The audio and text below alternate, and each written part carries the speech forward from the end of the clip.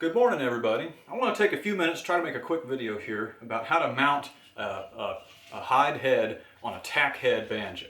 Okay, if any of you guys are banjo makers or have you fiddled around with this before, had to replace the hide on a banjo, you know it's not as easy as boy, it's tricky.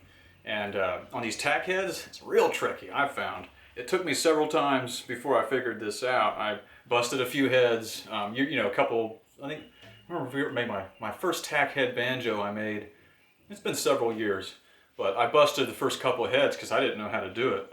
So what you need to do, well, that's that. First step, get your piece of animal hide, your deer hide, your goat hide, your cow hide. This is a nice goat hide from Mr. Jeff Menzies.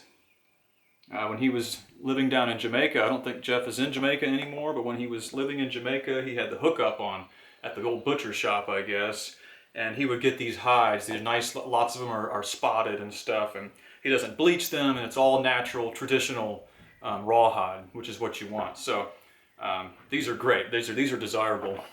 So get your goat hide, something like this. You see how it's kind of flimsy. The humidity's high today. Normally they're stiffer. So take this, what I do is I roll it up like this, and I keep like troughs of water outside for my animals and for my garden and stuff. And I'll just take this and drop it in that water, and then I'll go off and get my other supplies. So while that hide is soaking, it only needs to soak, I'd say, you know, minimum 15 minutes, something like that. And really no longer than like an hour. You don't want to soak it too long. I've never soaked them for that long, just a few minutes. So then you're gonna get you some really strong thread. You can use hemp or linen, like leatherworking thread is really good, but it's expensive. Guys, I started using this old dental floss. Dental floss is cheap and it's strong as hell, so it's good for this.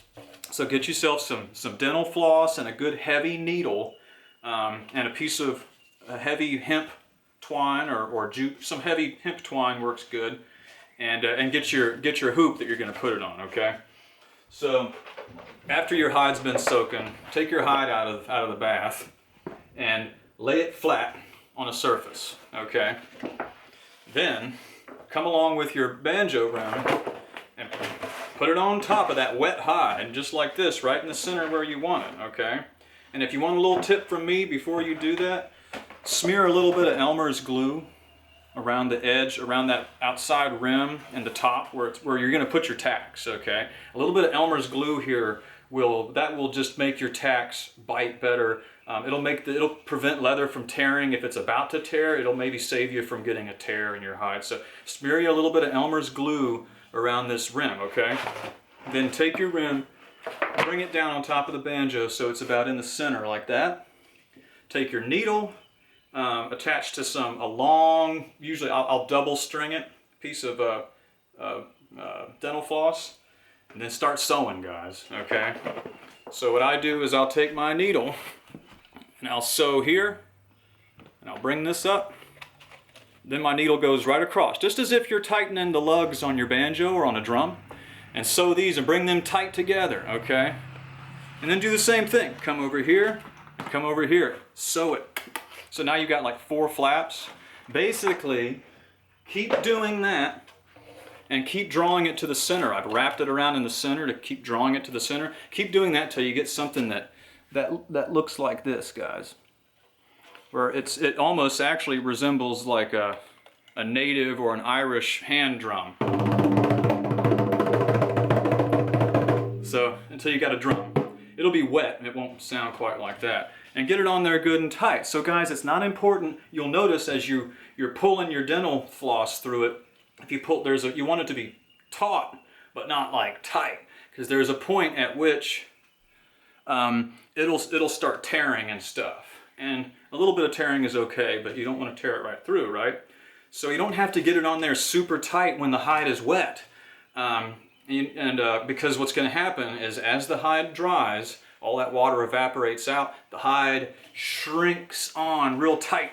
And then you've got your banjo head basically set up. And so this is what you want. And I would let it dry for a good long while. Make sure it's dry.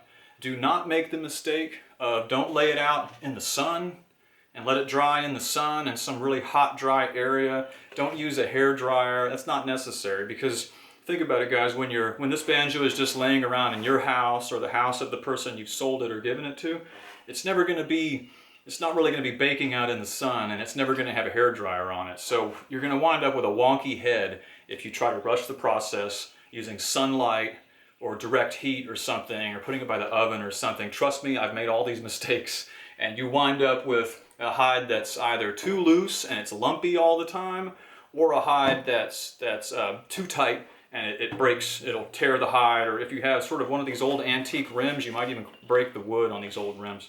So don't do that. Just let it dry in the shade on the porch or someplace, and keep an eye on the humidity, you know. And once it's a relatively dry day and this thing's dried in the shade, you're ready to move on to the main part, which is where you get your tack hammer and your tacks.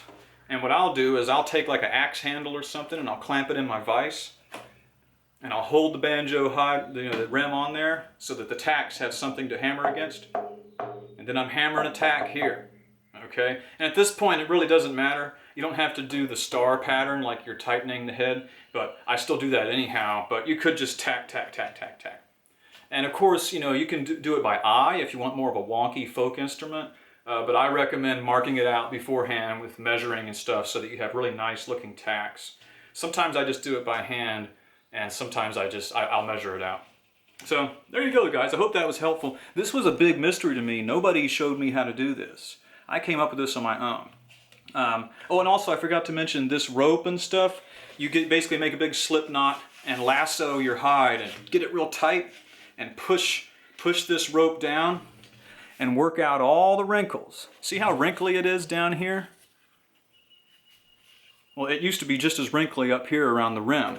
So the way you work the wrinkles out, and this is where the glue helps a little bit too, is run this tight rope or a heavy rubber band around it and work out those wrinkles while your hide's drying. Just be working those wrinkles out. And then you'll get a nice looking rim, something like this. Okay, guys, I hope that helped. That would have helped me a lot if somebody had shown me that back in the day. Thanks again for all your contributions and your financial support and your social support. Yeah, and I think you guys really have done some great things lately. So good on y'all, and you'll see me again real soon. Thanks for watching.